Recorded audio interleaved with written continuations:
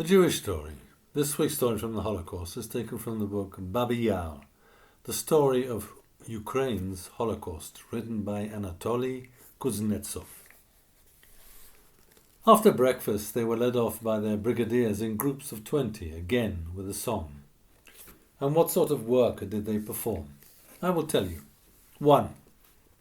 The inhabitants of the Jewish dugout were sent off to dig soil in one place, load it onto barrows and transport it to another place.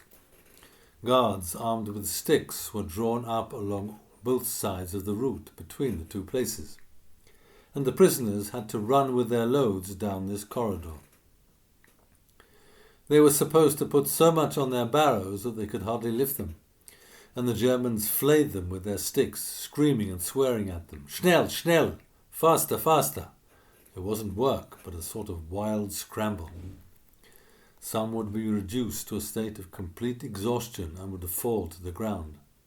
Such dropouts would be led off immediately through the wire and into the ravine to be shot, or simply to have their skulls smashed in with an iron bar.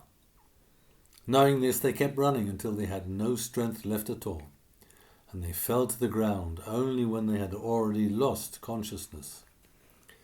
The guards themselves would get tired and be replaced, but the moving of the soil went on until it was dark. In this way, everybody was kept busy, and the place seethed with activity. 2. On a bare stretch of land at some distance from the camp, they were putting up some mysterious installation, and some of the prisoners were directed to that. The building work was being carried on in great secrecy, and consequently all those who went to work there said goodbye to their friends. They knew they would not be coming back. The secret was revealed only later. The Germans had set up in Babi an experimental soap factory for the production of soap from human corpses, but they did not have time to complete it.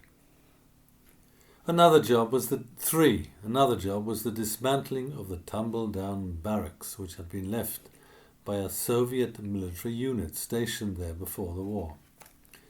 The camp bosses decided that they were ugly and reduced the field of vision.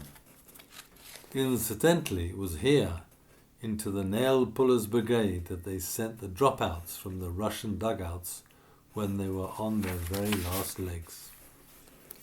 They passed the last days before they finally expired, pulling out rusty nails and straightening them. 4.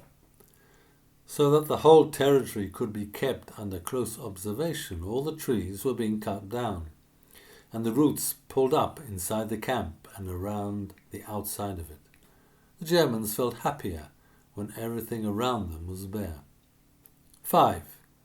A small group of skilled tradesmen, carpenters, bootmakers, tailors and fitters, were employed in the workshops, doing jobs for the German guards and carrying out odd jobs around the camp. These were jobs which offered many advantages on the side, and was reckoned a great achievement to get one of them. 6. Outside brigades were taken under heavy guard to 5 Institutskaya, where a building was being put up for the Gestapo.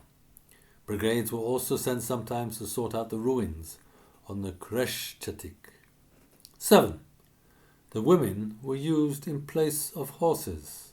Several of them would be harnessed to a cart, and they would pull heavy loads or collect the sewage.